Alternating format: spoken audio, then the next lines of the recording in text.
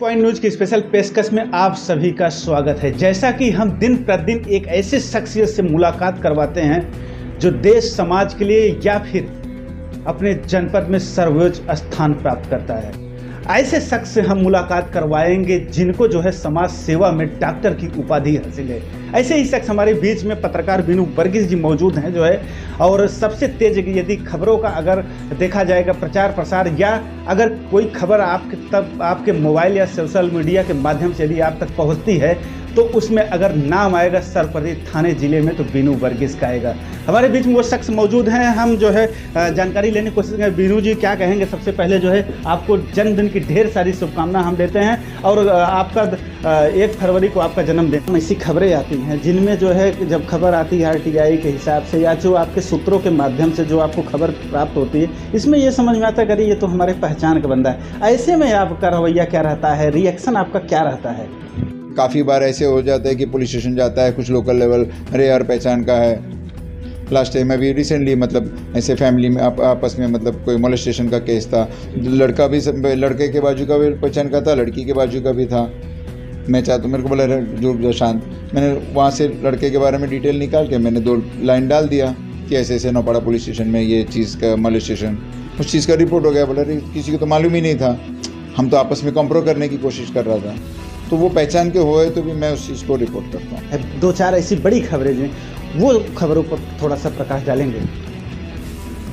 दाऊद के भाई इकबाल खास करके जो न्यूज़ थे वो मैंने काफ़ी ब्रेक किए। तभी भी मुझे मतलब पुलिस के तरफ से ये देखा कि मतलब मेरे कॉल डिटेल्स निकाला था कि इसको किसने प्रोवाइड किया, क्योंकि इकबाल खासकर को थाना में लाने के पहले मतलब शाम को वहाँ से निकले, वो दादर ब्रिज नहीं पार हुआ रहेंगे तब तक मैंने फ़ोटोज़ के साथ में मैंने ब्रेकिंग किए थे, तो वो हिसाब से तभी डिटेल निकाले थे। काफ़ी बार मेरे फ़ोन के डिटेल्स निकालते हैं कि मुझे कौन लोकल लोग फ़ोन कर रहे।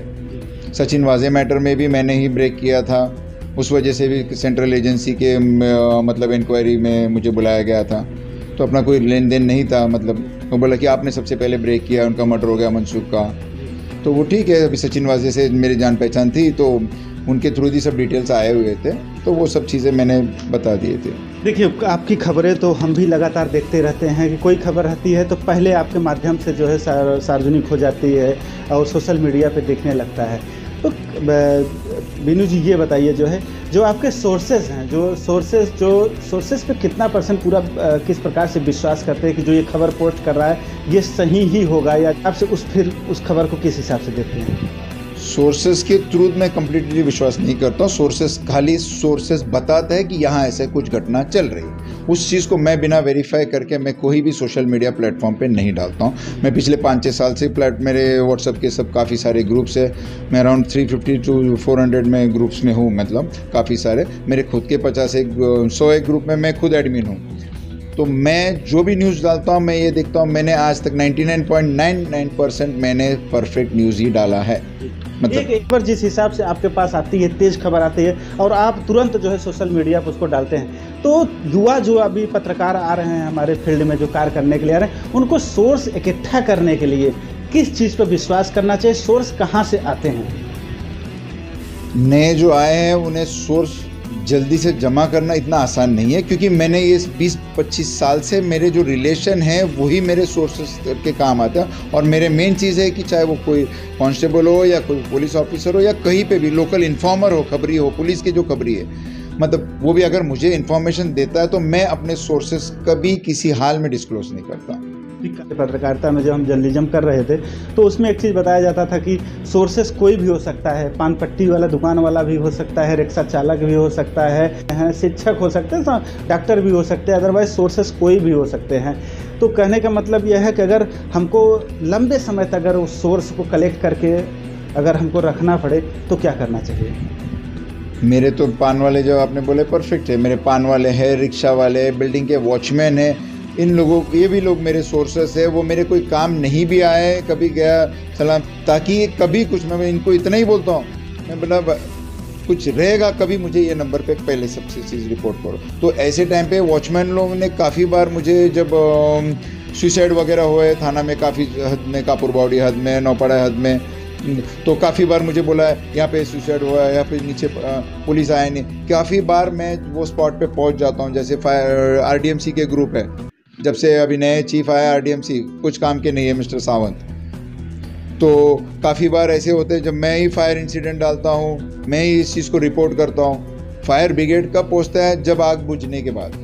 मैं तो ऑन द स्पॉट, लोग जब जलते, फायर ब्रिगेड ने आज तक आग जलते हुए का आज तक के रिकॉर्ड है, मुझे याद नहीं है कि आग जलते हुए का वीडियो डाला है। आग जलते हुए का जहाँ का भी वीडियो थाना है मुंबई, वो मैंने ही डाला हुआ है।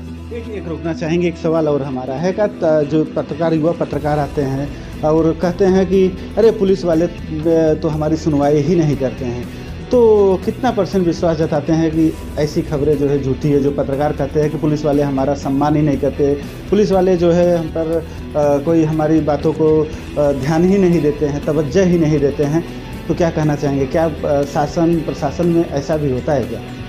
होता है। काफ़ी बार पत्रकारी मुझे कॉल करके बोलते हैं हम लोकल पुलिस स्टेशन आए हैं, ये बता नहीं रहा, क्योंकि वो जो लोकल पत्रकार है वो मतलब उनके अपीयरेंस हो वो कैसे है, मतलब आजकल तो ऐसे ही 500 रुपये दे के भी कार्ड बन के मिलते हैं। तो अभी पुलिस को भी तो पता होना चाहिए कि पत्रकारिता कर रहा है या नहीं कर रहा है, या सिर्फ कार्ड लेके जेब में रखा है ताकि कई ट्रैफिक वाले पकड़े तो दिखाने के लिए कि मैं पत्रकार हूँ। ज़िंदगी में उनको एक वर्ड लिखने नहीं आता है। ऐसे सब थाना में काफ़ी सारे पत्रकार हैं जिनको एक वर्डिंग लिखने नहीं आते, सिर्फ किसी को बोल के लिखवाते।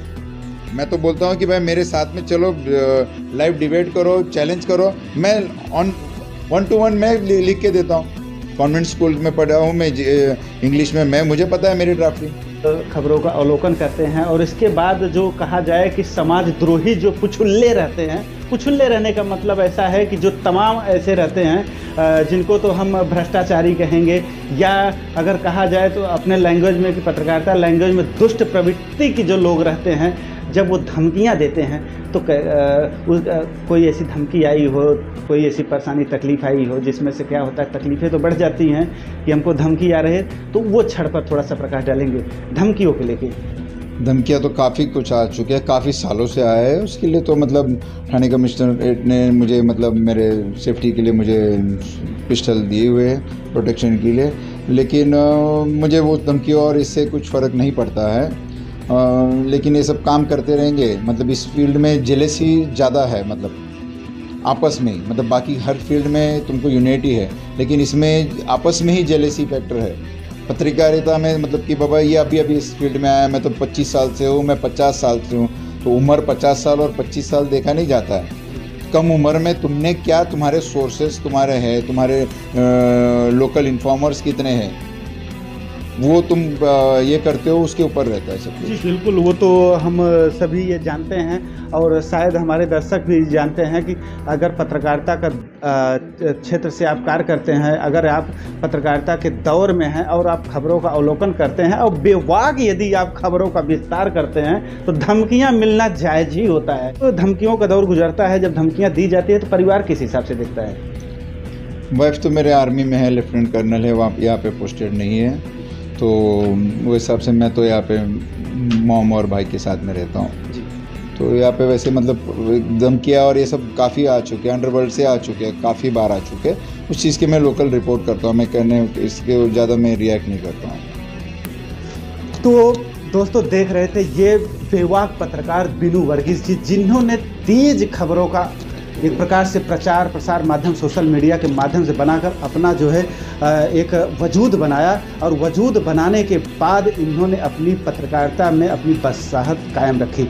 चाहे दाऊद रहा हो या कोई और रहे हो, चाहे बड़े खुलासे रहे हों या छोटे खुलासे रहे, यहाँ तक कि इन्होंने सीधे तौर पर अब तो यह भी कह दिया कि 500 रुपये में भी पत्रकार मिल जाते हैं।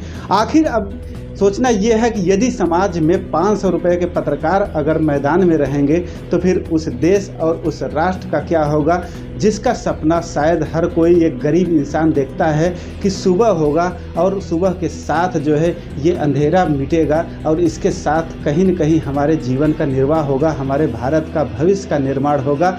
लेकिन अब देखना ये है कि यदि ऐसे शख्स जो है जब 500-200 में पत्रकार बन जाएंगे तो फिर हिंदुस्तान का क्या होगा। कैमरा पर्सन दिनेश के साथ महेंद्र पांडे, थाने।